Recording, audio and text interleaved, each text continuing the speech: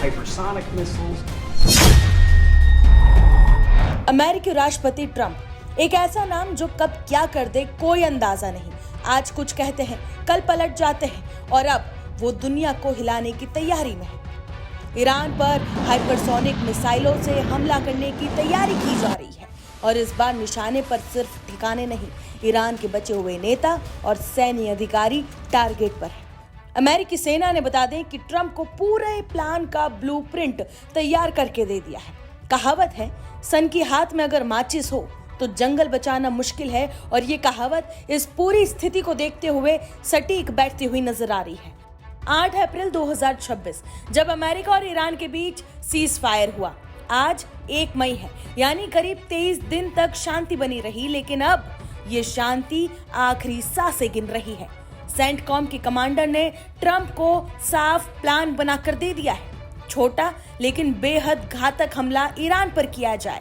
Iran की बची हुई सैन्य ताकत को खत्म करने का प्लान बनाया गया और सबसे बड़ा टारगेट है ईरान की लीडरशिप। यानी ये कोई सामान्य स्ट्राइक नहीं, सीधा फाइनल ब्लो प्लान है। अब सवाल, आखिर अमेरिका को हाइपरसोनिक मिसाइल निकालने की नौबत क्यों आई?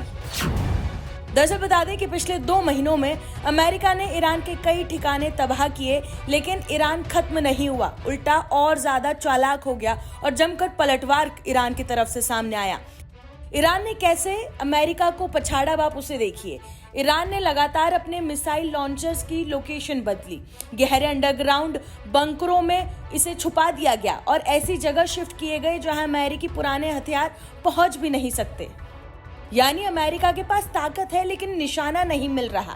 और अब एंट्री होती है इस पूरे गेम में डार्क ईगल की, यानी कि हाइपरसोनिक मिसाइल की, जिसकी स्पीड आवाज से 5 गुना ज्यादा है, रेंज 2700 किलोमीटर से ज्यादा है और सबसे खतरनाक, हवा में ये अपना रास्ता बदलती है। मतलब रडार फेल, डिफेंस सिस्टम बेकार, टारगेट सीधा खत्म।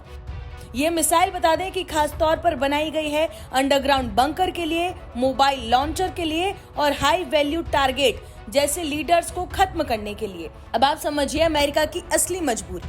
दरअसल बता दें कि अमेरिका की PRSM मिसाइल सिर्फ 500 किलोमीटर तक मार करती है, लेकिन ईरान के टारगेट उससे बहुत दूर और गहराई में है। यानी पुराने हथियार अब बेकार हो चुके हैं। इसलिए सेंटकॉम ने कहा डार्क ईगल चाहिए, नहीं तो मिशन अधूरा रहेगा। अगर हाइपरसोनिक मिसाइल से हमला ईरान पर होता है तो तबाही स्पीड प्लस सटीकता का कॉम्बिनेशन होगा। कुछ ही मिनटों में टारगेट हिट होंगे, कोई चेतावनी का समय नहीं दिया जाएगा। गहरे अंडरग्राउंड बंकर भी सुरक्षित नहीं रहेंगे। कमांड सेंटर, मिसाइल साइट और लीडरशिप पर सीधा इसका असर होगा।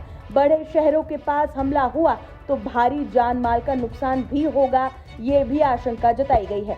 यानी ये पारंपरिक बमबारी नहीं बल्कि सर्जिकल और विनाशकारी वार होगा।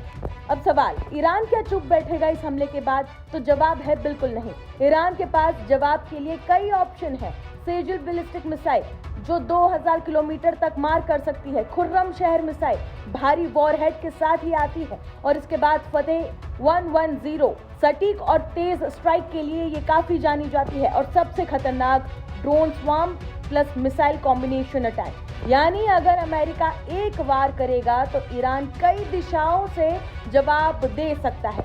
जमीन, आसमान और समुद्र तीनों मोर्चे पर ईरान जो है यहाँ पर पलटवार करने की तैयारी में है। ये सिर्फ ईरान की लड़ाई नहीं है, ये वही हाइपरसोनिक टेक्नोलॉजी है जो चीन और रूस के लिए भी बनाई गई थी, और अगर ये यहाँ पर ईरान पर इस्तेमाल हुई तो ये दुनिया को सीधा मैसेज होगा कि अमेरिका टेक्नोलॉजी में अभी भी सबसे आगे है।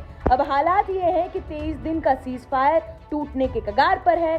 दुनिया की सबसे खतरनाक मिसाइल तैयार है और 2 जिद्दी देश आमने सामने हैं। कहावत है कि जब आग लगती है तो वो घर नहीं देखती, सब कुछ जला देती है। और इस बार अगर आग भड़की तो ये सिर्फ एक जंग नहीं, पूरी दुनिया के लिए संकट बन सकती है।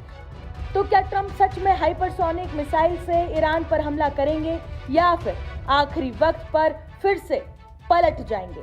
और अगर हमला हुआ तो क्या ईरान का जवाब दुनिया को और बड़े युद्ध में धकेल देगा? ये सब कुछ आने वाले दिन ही तय करने वाले हैं कि शांति बचेगी या फिर तबाही पूरी दुनिया को डराएगी।